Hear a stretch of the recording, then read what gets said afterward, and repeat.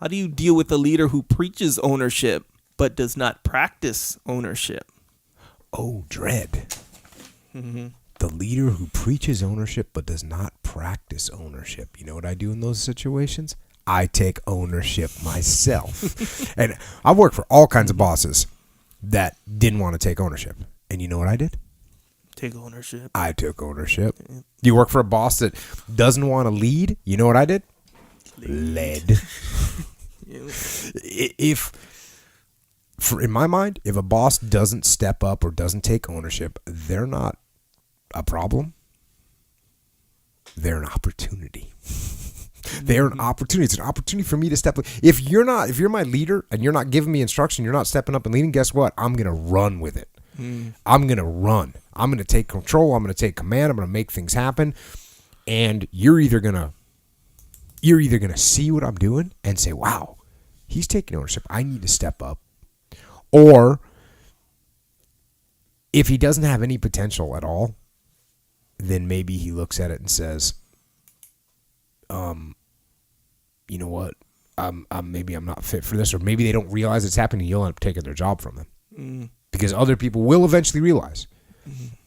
Now, the thing that you have to be careful of is if you say, "Oh, he's not leading. I'm going to lead," then you let your ego start saying, "I'm the leader," and then you flaunt it, and now you might make your boss think that you're gunning for their job, and then we can have some issues. Because now he might shut you down. He might, there's all kinds of negative things that can happen there. So when you take ownership, you got to make sure you're putting your ego in check and make sure that you're taking ownership, but you're still giving them the credit. That's the hardest thing to do, but it works. Yeah. I'm telling you, I promise you that works. Yeah. If you take ownership, but then you give them the credit, like, hey, sir, I just wanted to go through this thing right here. Here's what I did yesterday based on, the guidance that you gave us. The guy didn't give you any guidance, but you just make it up. Just make it up. Here we go. And you just do your best to make him look good. Eventually, you're going to win. So if you got someone that's not leading, that's not stepping up, that's not taking ownership, just do it yourself. Yeah. Do it in a tactful manner. Do it in a non-ego flare-up manner. But do it. Make it happen. Get after it.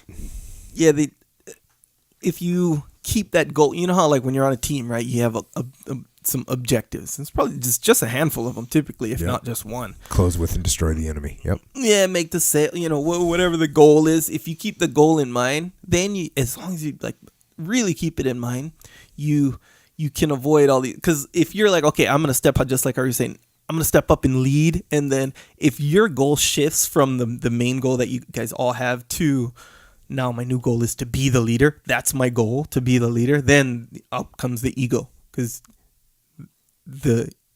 being the leader, that's what you're focused on. I'm the leader, you're the follower, kind of thing.